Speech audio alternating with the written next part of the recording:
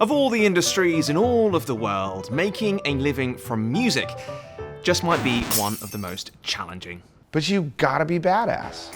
For many, of course, it is a pastime, not a profession, but for those trying to parlay passion into profit, the business of music is a painfully difficult thing to pursue. Blockchain could be about to change that. I'm Forkast's Joel Flynn, and this is Moments in NFT History.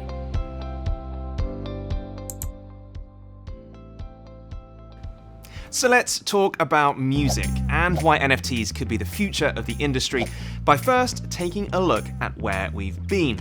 As Forbes observed in October 2021, making music has been inherently tied to technology since the invention of sound recording in 1877. Thomas Edison's tinfoil phonograph.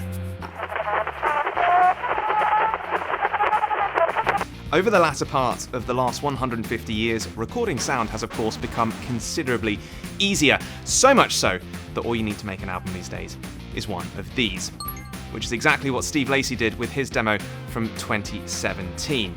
You might notice there's all this studio equipment behind him. Steve doesn't use any of it. Well, Lacy records all of his music on his phone. But while technology has come on in leaps and bounds in recent years, the structure of the industry has not.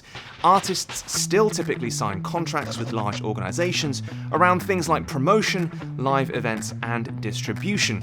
The lawyers, the agents, and other executives at these organizations end up taking sizable cuts of the profits made from the work created by the artists, which Forbes estimated to be about 50%.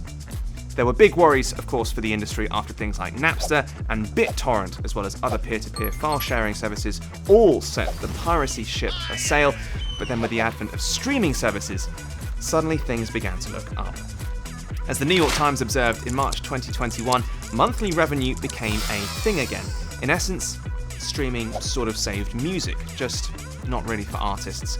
And here is where NFTs come in. You're doing something revolutionary with blockchain and crypto, which could, there's a chance this could really change the music industry. In March 2021, when Kings of Leon released their 8th studio album, When You See Yourself, they became the first band to do so as an NFT.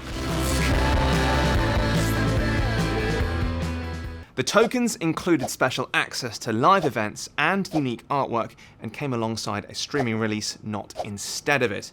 A company called Yellowheart was behind that move. Its CEO Josh Katz told Rolling Stone that month it was the future for the music industry.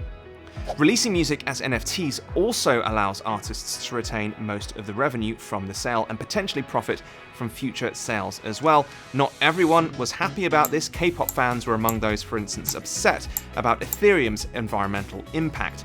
But regardless, the allure proved potent, allowing the inclusion of additional perks like the live tickets and artwork added by the Kings of Leon, and even the partial ownership of songs. Snoop Dogg, for instance, included copyright with his release of a cappella's beats and full songs from his Death Row label on OpenSea. 1, 2, 3 into the 4. Snoop Doggy Dogg and Dr. Dre is at the door. Artists like DJ Justin Blau are now among those making a name for themselves with their work with NFTs and blockchain. Generative artists are also getting involved with projects like Eula Beats, pushing the boundaries by involving users in the creation process of the music itself. The music industry, meanwhile, is still a long way from making NFTs central to its business model, but blockchain and Web3 technologies have already started a revolution that will change things for artists and for listeners forever.